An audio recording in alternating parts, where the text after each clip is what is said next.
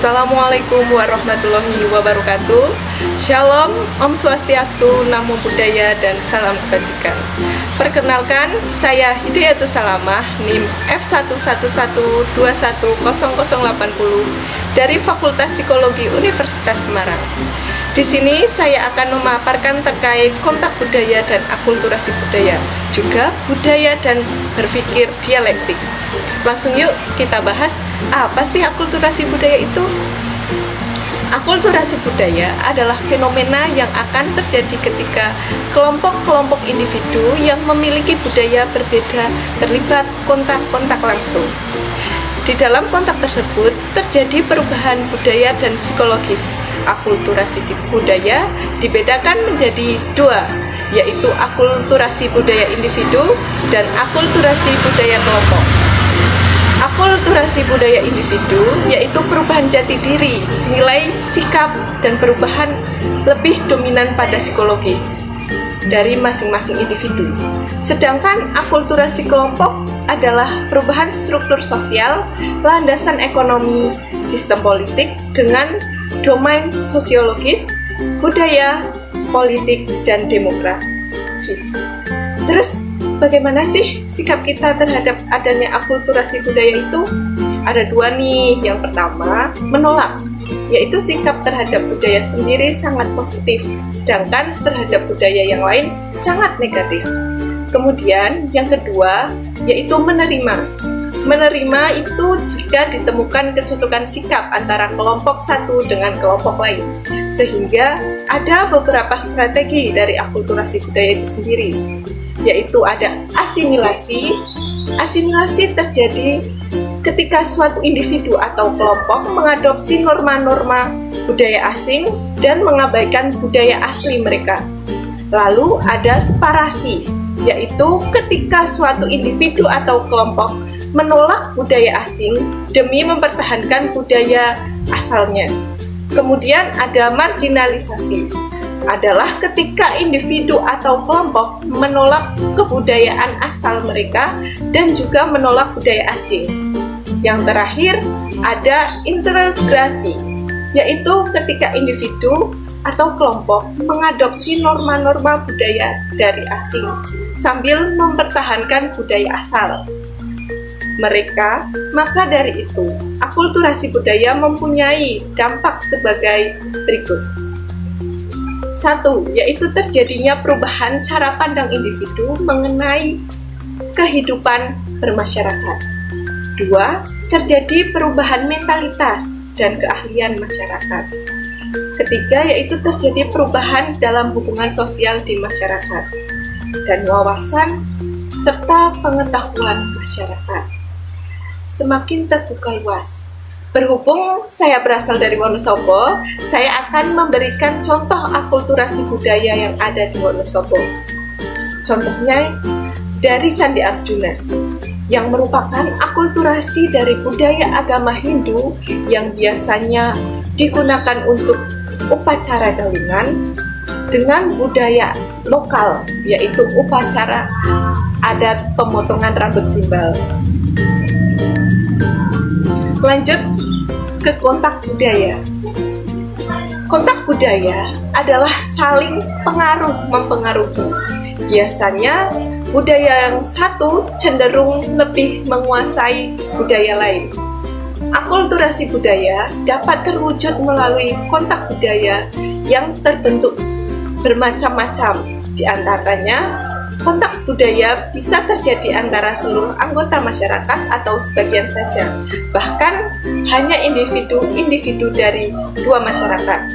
Kedua, kontak budaya dapat berjalan melalui perdamaian antara dua kelompok masyarakat yang bersahabat atau melalui permusuhan antara kelompok-kelompok. Yang ketiga, yaitu kontak budaya dapat timbul di antara masyarakat yang memiliki kekuasaan baik di bidang politik maupun ekonomi pada masyarakat yang dikuasai. Yang keempat, yaitu kontak kebudayaan antar dua masyarakat berlangsung dalam kadar keterpengaruhan yang sama besar ataupun berbeda besarnya. Yang kelima, kontak budaya dapat terjadi melalui aspek-aspek material ataupun non-material dari suatu kebudayaan yang sederhana kepada kebudayaan yang lebih kompleks.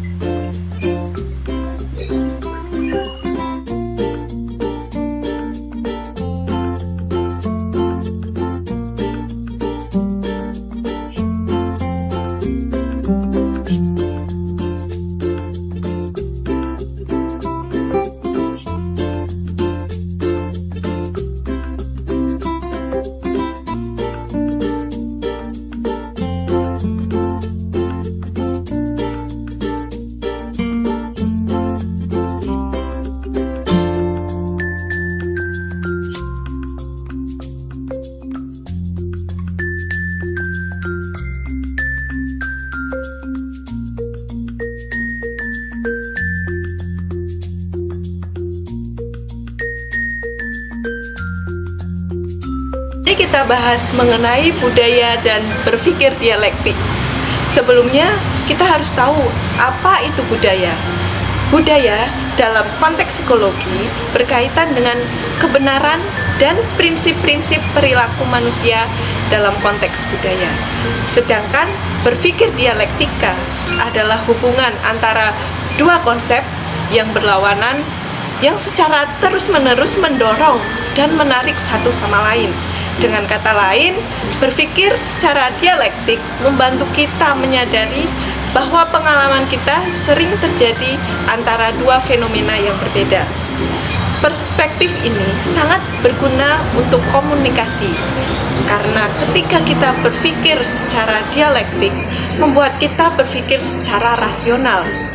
Pendekatan dialektik berguna dalam mempelajari komunikasi antar budaya, karena membuat kita keluar dari cara berpikir kita yang nyaman dan familiar.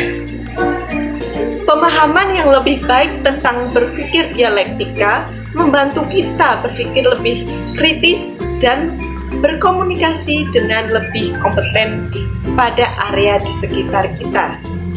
Ada dua jenis dialektika, yaitu dialektika kontekstual. Pribadi menyoroti hubungan antara pola dan preferensi pribadi kita untuk berkomunikasi dan bagaimana berbagi konteks mempengaruhi pribadi. Dan dialektika statis dinamis yang menunjukkan bahwa budaya dan komunikasi berubah dari waktu ke waktu, namun seringkali tampak dan dialami sebagai sesuatu yang stabil. Adapun contoh dari budaya Wonosobo yaitu tari Lengger, yang merupakan tradisi turun-temurun. Hanya saja sekarang seni tari Lengger sudah dipadukan dengan dangdut untuk mengikuti perkembangan zaman. Tari Lengger biasanya dipakai pada acara penyambutan, hari jadi Wonosobo, juga hajatan, dan lain sebagainya. Selain itu, ada juga tradisi ritual ruatan yang diadakan pada tanggal 1 Syuro menurut yang bertujuan untuk membersihkan atau membebaskan anak-anak rambut gimbal dari sukerta atau sesuker, yaitu kesialan, kesedihan, atau malapetaka. Selain itu, cara kita berpikir dan menanggapi sesuatu juga dipengaruhi oleh budaya. Sore-sore kinayakan Rone Kamal putrane Patito Durna Rone Kamal putrane Patito Durna mumpung enom mutya lagu tomo sore-sore kinayakan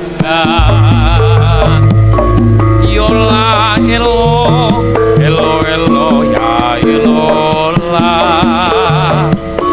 yola elo elo elo ya elo la yola elo. Sekian dan terima kasih. Wassalamualaikum warahmatullahi wabarakatuh.